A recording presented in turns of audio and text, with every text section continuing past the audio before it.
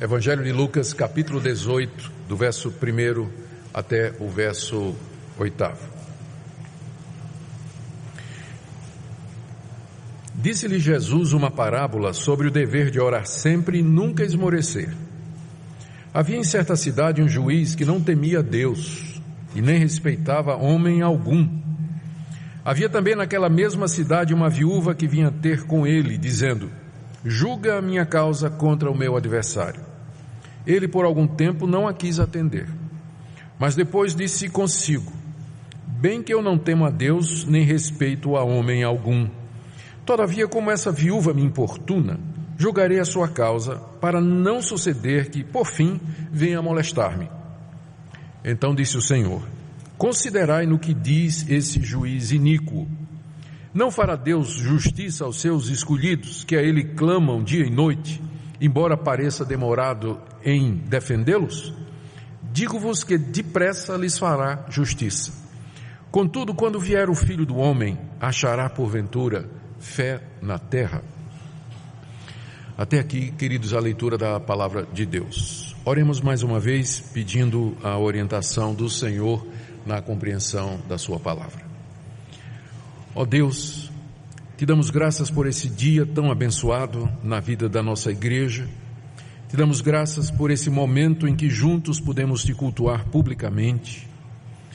Te agradecemos pelos louvores já entoados, a leitura da tua palavra, as orações, e agora que nos quedamos diante da tua revelação escrita, suplicamos que teu Espírito ilumine o nosso entendimento, para que possamos não somente compreender o que está escrito, mas aplicar à nossa vida e ao nosso coração. Ó Deus, abençoa essa igreja, dá-nos espírito de oração e súplica. Dê, Senhor, que perseveremos na oração. Ajuda aqueles que ainda precisam crescer como guerreiros de oração, aprender a lutar contigo, aprender a te procurar. Ajuda-nos, ó Deus, nesse aprendizado, para que possamos te servir através da oração cada vez melhor. É o que nós te pedimos em nome de Jesus. Amém. Queridos, essa passagem que nós lemos faz parte do ensino de Jesus a respeito da sua vinda. Esse ensino ele começa no verso 20 do capítulo anterior, quando os fariseus chegaram a Jesus e perguntaram: quando é que o reino de Deus virá? Isso porque o Senhor Jesus ensinava constantemente a respeito do reino de Deus. Então os fariseus perguntaram: esse reino que tanto o Senhor fala, ele vem quando? E Jesus respondeu aos fariseus no verso 20 da seguinte maneira: não vem o reino de Deus em visível aparência, nem dirão ei-lo aqui ou lá está, porque o reino de Deus está dentro de vós. A primeira resposta de Jesus foi que o reino de Deus era uma realidade presente. Quando ele diz o reino de Deus está entre vós, ele não estava dizendo que o reino de Deus está dentro de vocês, mas o reino de Deus está aí no meio de vocês, porque ele estava falando aos fariseus. E os fariseus, com certeza, como o Novo Testamento nos ensina, pelo menos a maioria deles, não queria de fato o reino de Deus, ou não tinha o reino de Deus neles. Então, quando Jesus diz o reino de Deus está entre vocês, ele quis dizer o reino de Deus já está aqui no meio. Vocês é que não estão vendo. O reino de Deus está aqui porque o rei, que sou eu, já cheguei, já inaugurei o reino. Mas o ensino de Jesus a respeito do reino de Deus não era somente de que o reino já havia sido inaugurado e que já estava presente com a sua chegada aqui nesse mundo. Jesus reservou para os seus discípulos, note a partir do verso 22 do capítulo 17, reservou para os seus discípulos o ensinamento de que esse reino, que já foi inaugurado quando ele veio, quando ele esteve aqui, ele ainda virá. Já está presente, mas ainda não completamente. O reino ainda virá em glória, virá em poder. E Jesus passa a explicar isso aos discípulos. A partir do verso 22 até o verso 24, Jesus diz que o reino haverá de vir de maneira súbita, poderosa e visível. como está aqui nesses versículos mencionados. Ele inclusive usa a ilustração no verso 24 de um relâmpago. Ele diz que assim como um relâmpago sai de uma extremidade do céu, clareia toda a sua extensão e vai até o outro, assim também será a vinda do Filho do Homem. O reino de Deus já está entre vocês, mas ele ainda não veio plenamente. Ele virá plenamente quando eu voltar. E em seguida Jesus explica que antes do reino vir completamente, antes que ele regresse, é preciso primeiro que ele morra. Verso 25, importa que primeiro o Filho do Homem padeça muitas coisas e seja rejeitado por essa geração. Jesus está ensinando aos discípulos que ele primeiro tem que ser rejeitado pelos judeus, ele vai morrer crucificado, mas ele vai ressuscitar dos mortos, vai subir aos céus e depois de um tempo ele haverá de vir. E quando ele vier, ele virá como relâmpago, em vez daquela presença silenciosa e invisível que ele disse aos fariseus. O reino de Deus já está aqui entre vocês, vocês é que não estão vendo, mas ele virá de forma visível e então todo olho verá. Então todo mundo virá, mas antes disso, e aqui ele está falando para os discípulos, é preciso que eu sofra muito, é preciso que eu padeça na mão dessa geração. E aí o Senhor, do verso 26 em diante, ele usa dois momentos da história do Antigo Testamento para explicar que a sua vinda, ela será súbita, repentina, de surpresa, trazendo juízo sobre a humanidade. O primeiro exemplo é o de Noé, está aí do verso 26 até o verso 27. Ele diz, olha, como foi lá nos dias de Noé, enquanto Noé preparava a arca, o mundo inteiro estava se divertindo. Jesus diz aqui que nos dias de Noé eles comiam, bebiam, casavam e davam-se em casamento, e ninguém percebeu quando de repente veio o dilúvio e matou todo mundo. Alguém deve ter dito, é só uma nuvem. E o dilúvio veio e acabou com toda a raça humana, com exceção de Noé. Eles não esperavam. Foi de repente, de surpresa, o juízo de Deus veio sobre eles. Jesus disse, vai ser assim a minha vinda. O segundo exemplo está aí do verso 28 até o 29, que é a destruição de Sodoma, a cidade famosa pela sua imoralidade. Jesus usa os mesmos termos, ele diz, a mesma coisa aconteceu no dia de Ló, que era aquele justo que morava em Sodoma, o único. Lá comiam, bebiam, compravam, vendiam, plantavam, edificavam, mas no dia que Ló saiu de lá, choveu fogo do céu e destruiu a todos. Assim também, Jesus diz no verso 30, será no dia em que o Filho do Homem se manifestar. Ou seja, o reino de Deus está entre nós, porque Jesus já veio. O Evangelho já está entre nós, o domínio de Deus caminha entre a humanidade, mas invisível. De repente, quando menos esperamos, quando o mundo menos suspeita, enquanto eles estão comendo, bebendo, casando, dando em casamento, comprando, vendendo, plantando, colhendo, sem se preocupar com Deus, sem querer saber das coisas de Deus, assim como aconteceu nos dias de Noé, assim como aconteceu nos dias de Ló, se verá no céu o sinal do Filho do Homem. E ele virá em glória e todo olho o verá. E Jesus diz que quando ele vier, então haverá finalmente aquela separação entre os que são seus e os que não são, e que não é visível agora. Ele diz no verso 31 até o verso 37 isso, que quando ele vier e o seu povo perceber que ele está vindo, sinal da sua vinda está aí, então você para o que você está fazendo e você vai ao encontro do Senhor. Não volta para pegar suas coisas em casa, diz Jesus, porque chegou o fim. E quem quiser preservar a sua vida vai perdê-la, mas quem a perder de fato vai ganhá-la. E aqui aquelas palavras famosas do verso 34 em diante, naquela noite 2 vão estar numa cama, um será tomado e deixado o outro. 2 mulheres estarão juntas moendo, uma será tomada e deixada a outra. 2 estarão no campo, um será tomado e o outro deixado. A grande separação, a grande divisão finalmente acontecerá. O joio separado do trigo, os que são de Deus separados daqueles que não são.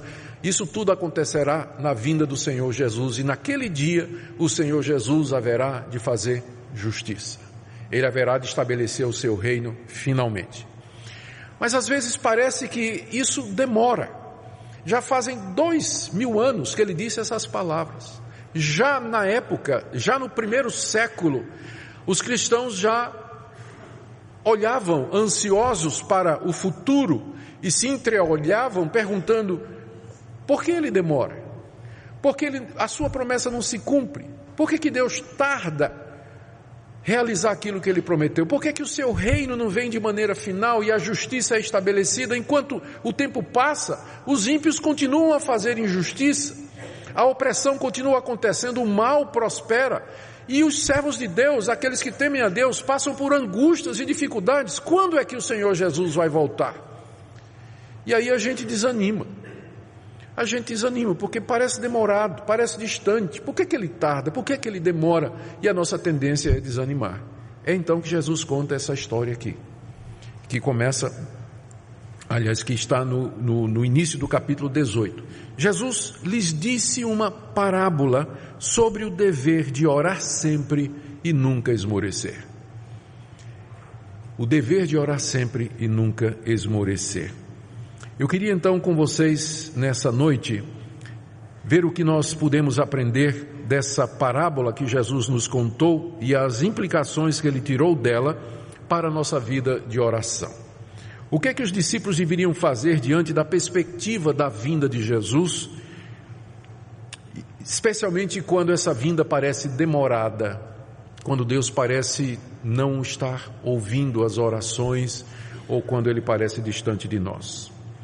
Primeiro, Jesus nos ensina que Deus nos deu o dever de orar sempre e nunca esmorecer, mesmo que Deus pareça demorado em nos atender. O nosso dever é orar sempre, sem nunca desanimar. Orar é nos dirigirmos a Deus, no nome de Jesus Cristo, confiando que Deus existe, que Ele é galardoador daqueles que o buscam, que Deus atende a alma aflita, que Deus tem prazer em atender os seus, e que Ele é poderoso para realizar aquilo que nós pedimos. Orar é falar com Deus. Orar é a forma mais simples e mais básica da expressão da salvação cristã. Uma pessoa que é salva, ela vai orar. Uma pessoa que experimentou a salvação de Deus, ela vai orar, ela vai buscar a Deus. Por isso que orar sempre é um dever, nos diz Jesus, porque nós em todo tempo somos carentes, em todo tempo nós temos necessidades, em todo tempo nós precisamos de ajuda. Por isso que é um dever. É um dever porque pela oração Deus realiza seus propósitos no mundo. É pela oração que Deus atende às nossas necessidades. Por isso negligenciar a oração é uma falta grave. Por isso que Jesus começa dizendo que é um dever orar sempre, sem nunca esmorecer. A parábola que ele nos conta ensina exatamente isso. Havia um juiz, que Jesus aqui descreve como sendo um juiz que não temia a Deus e nem respeitava o homem. O juiz é aquela figura que julgava as causas das pessoas e que passava a sentença, dava uma resolução e que tinha que ser obedecido. Era a quem as pessoas recorriam quando elas tinham alguma demanda, algum problema. Era o juiz. Só que esse juiz, diz Jesus, ele não temia a Deus. Ele não se importava se ele estava fazendo certo ou errado. Ele não temia que Deus pudesse castigá-lo por conta das decisões erradas que ele poderia ou porventura tomaria. Ele não levava Deus em conta. Talvez ele pensasse que era Deus, já que ele tinha esse poder todo de vida e morte e de decidir sobre as pessoas. E diz também que ele não respeitava homem nenhum, não estava nem aí para o que é que as pessoas pensavam a respeito dele. Mas na mesma cidade daquele homem, havia uma viúva. A viúva é usada aqui como expressão do ser humano mais desprovido. As viúvas naquela época, elas eram de fato as pessoas mais desamparadas. Elas não tinham renda. Elas com frequência quando perdiam o marido, perdiam também os filhos, porque era na guerra que essa perda acontecia. O marido ia para a guerra com os filhos e lá morriam todos. Ficava completamente desamparada. Era a expressão mais clara da necessidade da raça humana. Jesus escolhe exatamente uma viúva que ele vai usar aqui como ilustração. E essa viúva estava sendo perseguida por alguém, tinha um adversário. e que estava dificultando a vida dessa mulher, que por si só já devia ser uma vida difícil. E essa mulher não tinha a quem apelar. Finalmente ela vai para o juiz. E chega no juiz, verso 3, e diz: julga a minha causa contra o meu adversário. A expressão que Jesus usa aqui, uma viúva que vinha ter com ele, quer dizer literalmente que continuava a vir ter com ele, expressando a ação constante daquela mulher. Ela não vinha só uma vez não, ela vinha todo dia.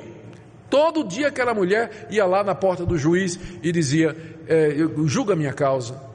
A minha causa é nobre, é correta. Eu estou sendo oprimida por essa pessoa. Eu não tenho a quem recorrer, não tenho como me defender. Então julgue a minha causa. Todo dia a mulher fazia isso. E o homem não queria atender. O juiz simplesmente ignorava. Como diz o verso 4, por algum tempo ele não quis atender.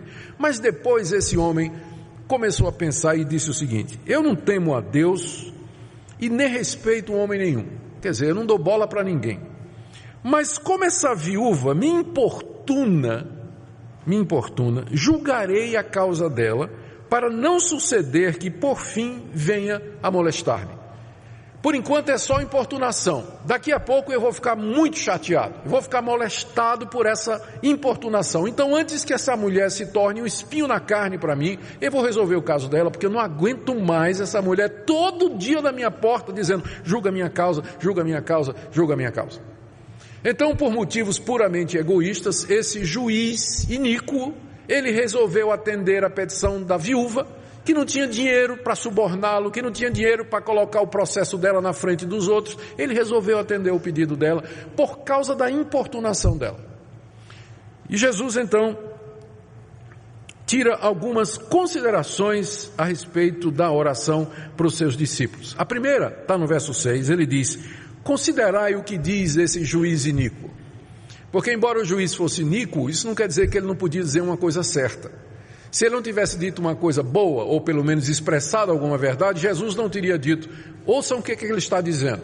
E o que é que o juiz disse que Jesus recomenda? O juiz disse que atenderia a viúva por causa da importunação. Ou seja, Jesus está querendo que os discípulos percebam, pela atitude do juiz, o valor da importunação na oração. Que eles percebam o valor de não esmorecer, que é o termo que ele usa no verso 1, quando ele abre a história.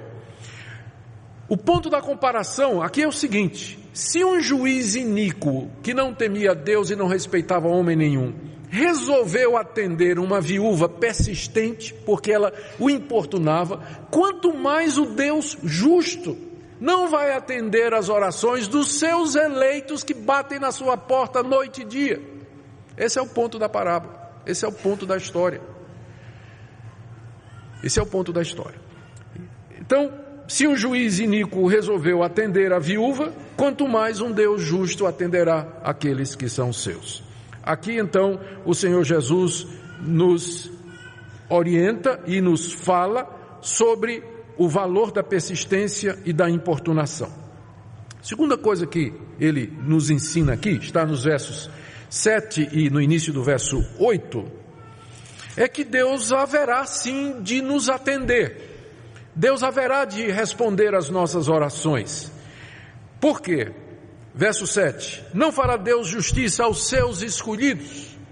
Deus vai responder às nossas orações, porque nós somos os seus escolhidos. Nós somos o povo que Deus, de entre a humanidade, escolheu para a sua glória, para ser a sua igreja, para ser aquele povo com o qual Deus haverá de viver com quem Deus passará a eternidade daqui para frente, depois na vinda do reino, quando acontecer aquela separação.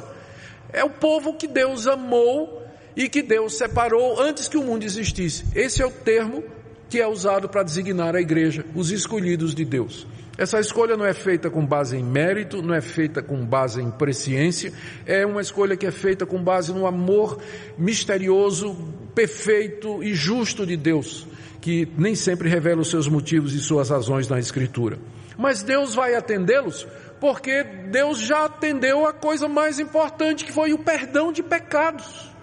Deus já os perdoou, já os recebeu, já os adotou, já os incluiu na sua família, já os glorificou em Cristo Jesus. Então, eles são o povo de Deus, o povo a quem Deus vai atender. Então, ao se referir ao seu povo como sendo os escolhidos, Jesus está mais ou menos dizendo por que é que ele vai atender as orações. E não somente isso, Jesus disse que esses escolhidos clamam dia e noite diante de Deus. Deus vai atendê-los porque eles oram sem cessar, porque dia e noite eles estão buscando a Deus. Dia e noite não pode ser entendido no sentido de que 24 horas por dia eles estão de joelhos clamando a Deus. Não, estão dizendo que Jesus, essa expressão noite e dia, ou dia e noite, significa simplesmente que eles oram o tempo todo, oram sem cessar, em todas as oportunidades, em todas as ocasiões. Claro, quando eles vão dormir, não é? Quando eles vão trabalhar, mas podem orar enquanto estão trabalhando, enquanto estão dirigindo, enquanto estão resolvendo outras coisas, tirar tempo específico para isso. Mas a vida desses escolhidos é marcada pela oração. Eles oram dia e noite diante de Deus. Outra coisa que Jesus diz é que eles estão buscando a justiça de Deus, porque eles estão orando pela vinda do reino. Eles estão pedindo ao Pai que cumpra a sua promessa, que o reino que já foi instalado aqui venha na sua plenitude, porque o coração do povo de Deus deseja que a verdade seja estabelecida. Eles anseiam pela vinda do Salvador, eles anseiam para que a glória de Deus seja vista e reconhecida em todo o mundo. Por isso que eles oram dia e noite dizendo: Senhor, não nos farás justiça, não virás, não estabelecerás o teu reino, não virás ao nosso encontro. Eles buscam a justiça de Deus. Outra coisa que Jesus nos ensina aqui é que Deus vai atendê-los, mas ele pode parecer demorado. Verso 7. Não fará Deus justiça aos seus escolhidos, que a ele clamam dia e noite, embora pareça demorado em defendê-los? Às vezes Deus parece demorado mesmo, como de fato a vinda de Cristo parece demorada. Já fazem 2000 anos que ele prometeu que haveria de vir em poder e glória. A demora faz com que alguns desanimem. A esperança que se adia faz adoecer o coração. Pessoas desanimam, elas perdem o ânimo, elas dizem: mas onde estão as promessas de Deus? Onde estão aquelas grandes declarações da Bíblia a respeito do reino de Deus? E elas começam a esmorecer, elas começam a desanimar, começam a se acostumar com a rotina do dia a dia. Elas não tiram mais tempo para orar, para buscar a Deus e suplicar pela vinda do Senhor Jesus Cristo e pedir que Ele finalmente manifeste a sua glória, que o seu reino venha, como Jesus nos ensinou a pedir. Jesus nos ensinou a pedir na oração do Pai Nosso. Qual é a terceira petição? Venha o teu reino. Venha o teu reino. É a segunda petição, na verdade. Venha o teu reino. Jesus nos ensinou a pedir pelo reino de Deus, pela chegada do reino de Deus. Como isso se demora, pode ser que os crentes desanimem, os escolhidos eles esmoreçam. Mas aquilo, note que Jesus diz que ele parece demorado. Da perspectiva de Deus, vai ser no tempo certinho, vai ser no tempo perfeito, mas da nossa perspectiva, parece demorado. Pedro, tratando disso na sua segunda carta, diz que a aparente demora se deve ao fato de que para Deus um dia é como 1000 anos e 1000 anos como um dia. Então, para nós passaram 2000 anos, mas no calendário de Deus 2 dias. Não é isso? Desde que Jesus fez essas promessas. Então ele não tem o mesmo cronograma que nós temos. E isso explica porque que às vezes parece demorado. Isso explica porque nós buscamos a Deus, suplicamos a Deus por alguma coisa e a resposta aparentemente não vem. É porque a resposta vai ser dada de acordo com o cronograma de Deus e não o seu. E não o seu. Ele vai responder no tempo dele e não no tempo que você deseja. Porque ele sabe todas as coisas, ele vê todas as coisas, ele é onisciente, ele é onipresente. Por isso ele sabe a hora certa de responder ao seu povo. E ele sabe a hora certa em que ele vai responder e fazer justiça. Do ponto de vista de Deus, na verdade, não tem demora nenhuma. Veja o início do verso 8. Digo-vos que depressa Deus lhes fará justiça. Então, da perspectiva de Deus, vai ser apressado, mas da nossa, às vezes, parece demorado. Mas o Senhor promete que haverá de nos responder. A última palavra de Jesus sobre esse tema aqui está no final do verso 8, quando ele diz: contudo, quando vier o Filho do Homem, achará porventura fé na terra? Em outras palavras, vocês estarão perseverando quando eu voltar? Quando ele diz, será que eu vou encontrar fé na terra? Ele está pressupondo que para orar você precisa de fé, não é isso? Para orar você precisa de fé. Então, quando ele vier, haverá pessoas orando, crendo, buscando a ele? Ou será que a sua igreja terá desistido, terá desanimado, se tornado mundana, abandonado a confiança nas promessas de Deus? É o que a Bíblia chama de apostasia. Nos últimos tempos, muitos apostatarão da fé. Não poucos abandonam a fé em Deus e a confiança em Deus exatamente por conta disso. Eles oram, eles buscam e de repente eles não têm a resposta do tempo que eles queriam e da maneira que eles queriam. Leia a biografia dos ateus mais famosos hoje. Leia a história, leia os relatos desses atores que se dizem ateus. Eu estou pensando agora, eu não sei se é o Leonardo DiCaprio, eu não sei direito quem foi, ou Brad Pitt. Um deles, ele conta, ele foi criado num lar cristão, e quando adolescente, criança para adolescente, ele costumava subir no teto da casa dele, aquelas casas americanas, não é, que dá para subir no teto. Ele ficava lá no céu de noite, olhando o céu cheio de estrelas, e ele pedia a Deus que Deus desse um cavalo para ele. Que Deus desse um cavalo, que Deus desse um cavalo. Deus não deu o cavalo, ele chegou à conclusão de que Deus não existia. Teve essa decepção com Deus. Deus não deu o que ele queria, então ele concluiu que Deus não existia. Eu não sei quem desses atores foi, talvez foi um terceiro aí. Mas essa história sempre me impressionou porque ela ilustra bem a razão pela qual muita gente desanima. Porque busca, porque pede e aparentemente não tem respostas. O céu fica silencioso, não se ouve nenhuma voz, não há nenhum sinal da resposta de Deus. E já está claro aqui que uma das razões pelas quais Deus demora em atender é que Ele quer nos exercitar na fé. Se Deus nos desse tudo o que nós quiséssemos na hora, quem de nós aprenderia a perseverança?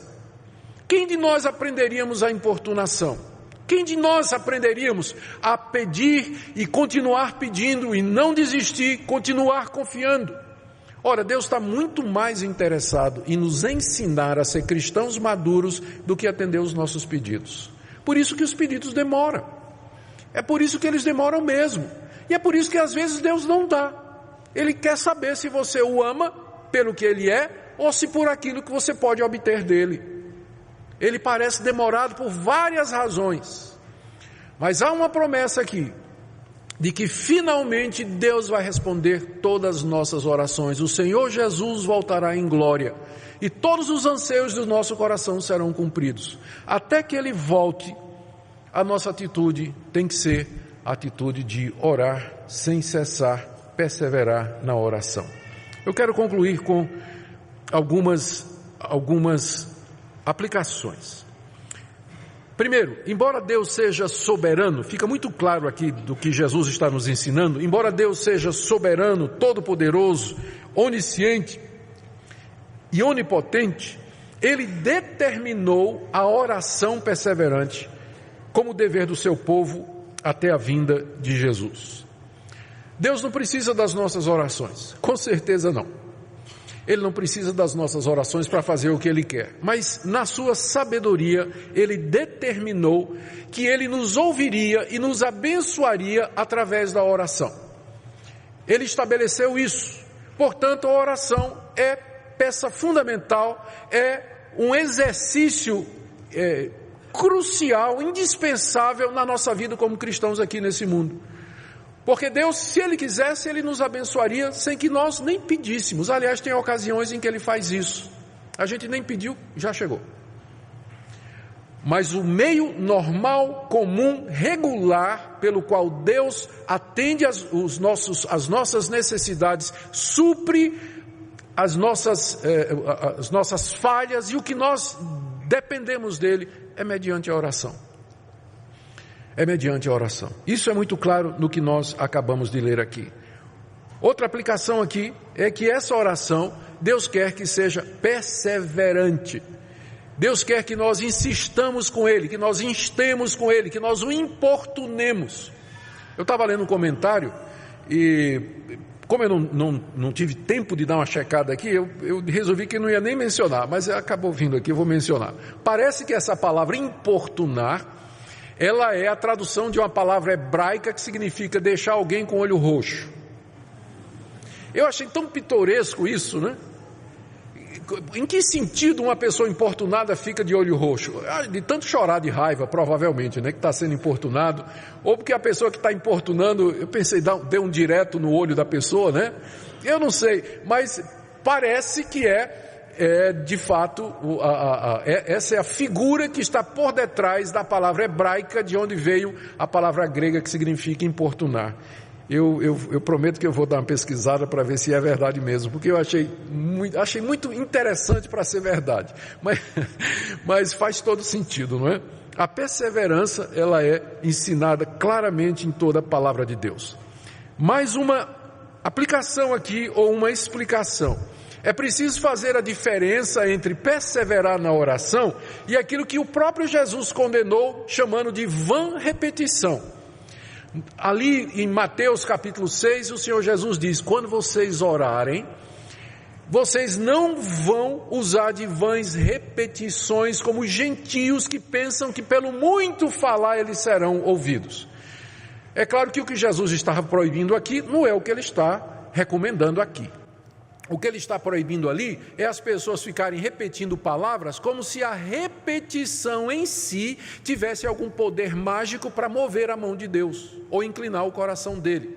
Como algumas pessoas costumam fazer, pegam uma reza e fica repetindo aquela reza 20 vezes, 30 vezes. Imagine como Deus se sente. Imagine se seu filho quisesse uma bicicleta, ele chega para você e diz: papai, eu queria que o senhor me desse uma bicicleta. Tudo bem. Aí ele está precisando tomar café, aí ele diz: papai, eu quero uma bicicleta. Ok. Papai, ele está precisando ir para a escola e diz: papai, eu quero uma bicicleta. Não é? Então, tem gente que pensa que porque repete aquela fórmula, né, 30 vezes, 40 vezes, Deus vai atender por causa da repetição. Fica pensando no pai que o filho vem dizendo, repetindo a reza, quando as necessidades são completamente diferentes daquilo que ele está pensando, daquilo que ele está querendo. Qual é a diferença entre a vã repetição, que é você pensar que repetir palavras tem um poder mágico, um poder de um talismã? Qual a diferença entre isso e o que Jesus está recomendando aqui? É que na importunação, você argumenta com Deus. Na importunação você diz: Deus, por que o Senhor está demorando? Por que o Senhor não atende a minha oração? Veja como eu estou aflito, como eu estou necessitado. Olhe para aquela pessoa pela qual eu estou intercedendo, as dificuldades que aquela pessoa está passando. O Senhor prometeu que atenderia às necessidades.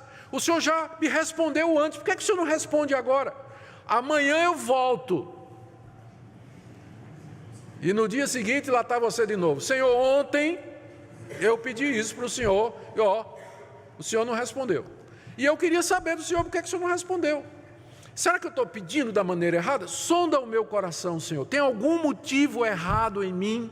Por que o Senhor demora em atender a minha petição? E aí no dia seguinte a mesma coisa. Feito a viúva batendo na porta do juiz. É isso que é importunar a Deus. É isso que é perseverar na oração. É isso que é se agarrar com ele e dizer, como Jacó disse ao anjo no val de Jaboque: não te deixarei ir enquanto não me abençoares. Não te deixarei ir enquanto não me abençoares. Eu termino aqui com uma palavra a você que não tem recebido resposta de Deus. Talvez a demora já é a resposta. Talvez a demora já seja Deus dizendo para você que tem coisas mais importantes a serem aprendidas do que aquilo que você pensa em obter pela sua oração. Talvez você tenha insistido com Deus por uma determinada coisa e a demora de Deus tenha obrigado você a se perguntar, por que é que está demorando? Eu estou pedindo a coisa certa? Estou pedindo pelos motivos errados? Pelos motivos certos? Então, a demora em si já é uma resposta. Que Deus quer que nós olhemos para nós mesmos, que nós examinemos as nossas orações, que nós vejamos as nossas intenções. O que Ele não quer é que você esmoreça, o que Ele não quer é que você desista, mas Ele quer que você todo dia esteja na porta dEle, batendo e dizendo, julga a minha causa contra o meu adversário. Ouve a minha oração, Senhor, porque não tenho a quem mais recorrer. Perseverar na oração até a vinda do Senhor Jesus. E eu termino perguntando àqueles que estão aqui nessa noite e que não oram. Como é que você pretende ser salvo dos seus pecados? Como é que você pretende ter perdão de pecados, se nem isso você pede?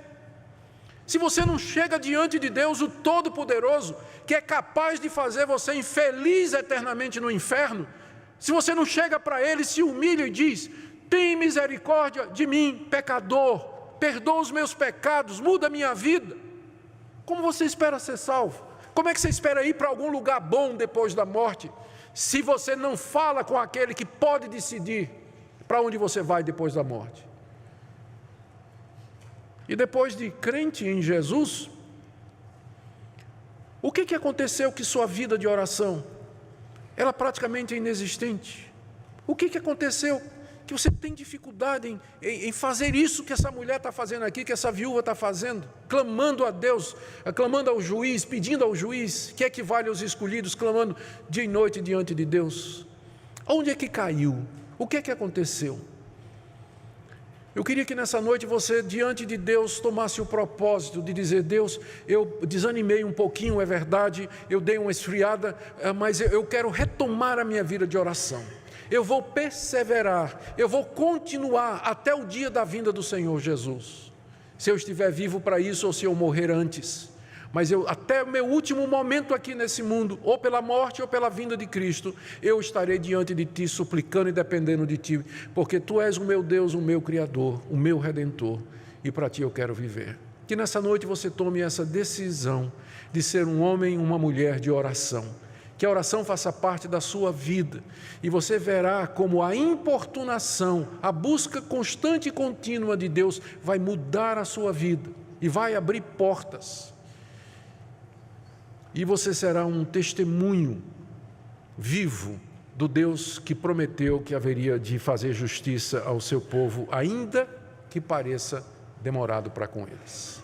Amém? Oremos.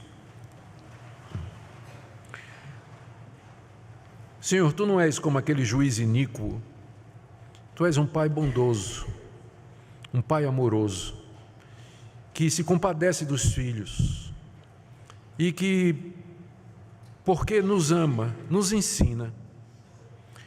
Nos ajude, Senhor, a não compreender errado quando o Senhor nos está ensinando. Nos ajuda a ver que a Tua demora ou as Tuas negativas, elas são para o nosso bem. Eu quero pedir por aqueles que estão frustrados, ó Deus, desanimados, porque pediram alguma coisa, intercederam por alguém e não aconteceu.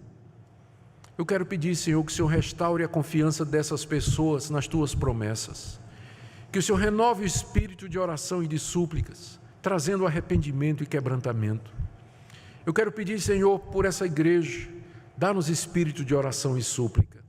Quero orar por aqueles que estão essa noite e ainda não foram salvos, que nunca de fato oraram arrependidos, buscando perdão e salvação.